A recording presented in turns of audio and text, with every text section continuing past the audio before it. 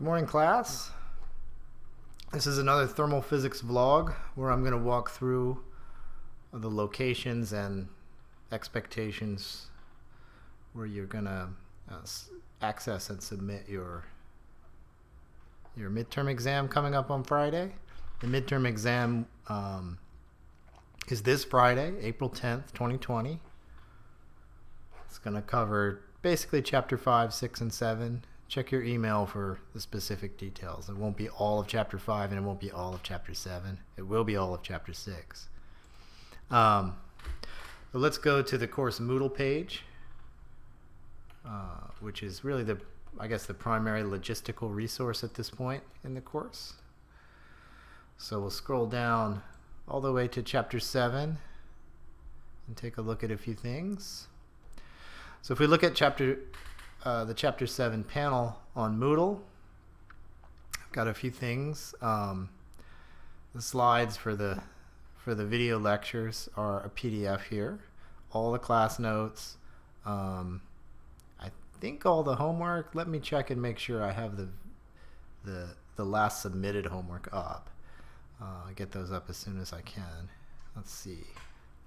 Well, let's take a look.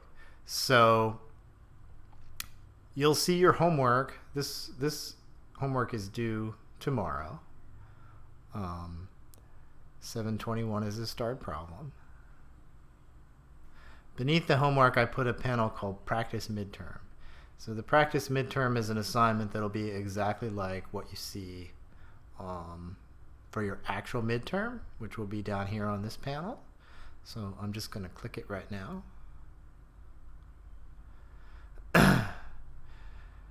And so here, when you click the practice midterm, there's a PDF right at the top.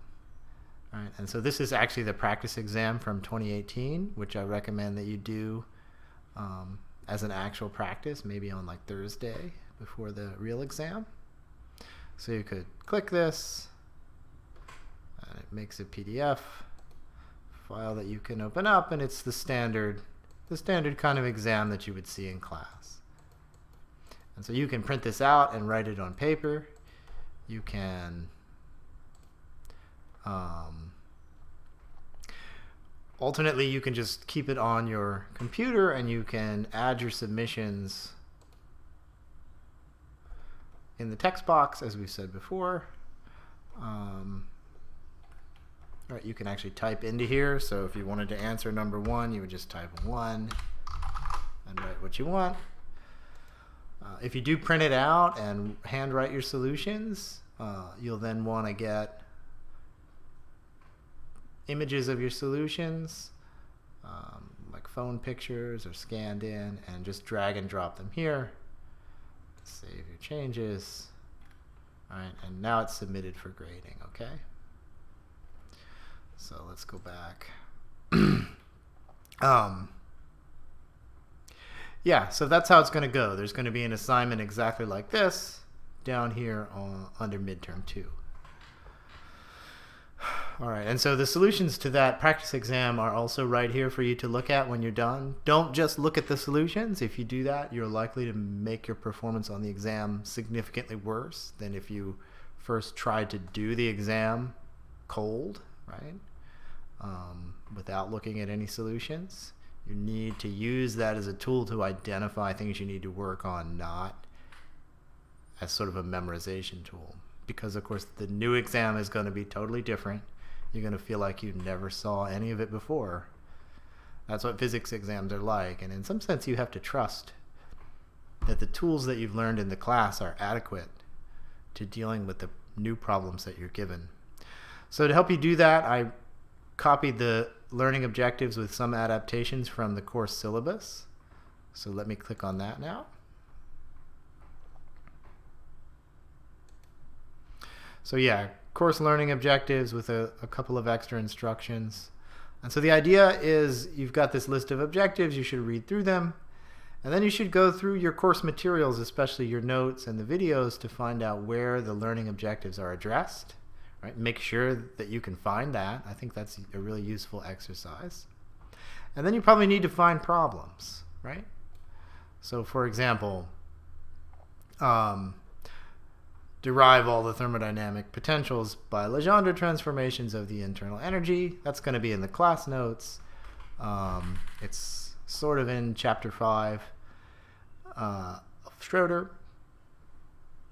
And the problems are obvious, right? You can actually sit down and do all of them probably in 30 minutes if you concentrated.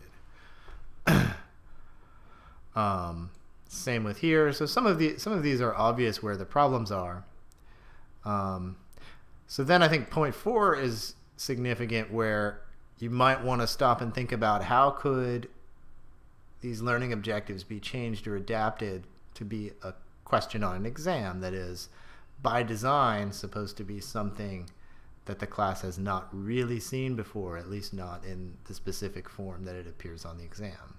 Right? So what variations could be considered to make the exam not completely trivial, especially since it's open book, right? Like if you've got examples already worked in your notes, you could, in some cases, just copy them into your exam, and that's not really what we're going for. Okay, so number 5, I think if you can't find an example for all of these worked objectives, you might want to ask. I'll have office hours during all class times and 5:30 to 6:30 on Monday and Wednesday. So right, if you're looking at one of these and going, I don't know how this could be a problem, I don't know how this could ever appear on an exam, that could be like a warning sign that maybe you haven't paid enough attention to that topic. All right, so chapter 5 has a bunch. One thing we didn't do in chapter 5 is mixtures. So don't worry about mixtures. We may pick it up before the course ends. So we'll see. You know, everything's a little bit weird. So it's actually a good topic for having a physical intuition about thermodynamics, but we may just not get to it. So yeah, chapter 6, everything is in there. Chapter 7, we're only going up through 7.3, which is the degenerate Fermi gas. We're going to do the photon gas and the Debye model when we come back 1 week from today. All right, so let's see. Yeah, so check these out. Ask me questions about it, please. That might be it, at least for now. Again, homework is due tomorrow. I'll post that homework solution as soon as tomorrow is over, so you can take a look at it. And I'll see you in office hours maybe later today.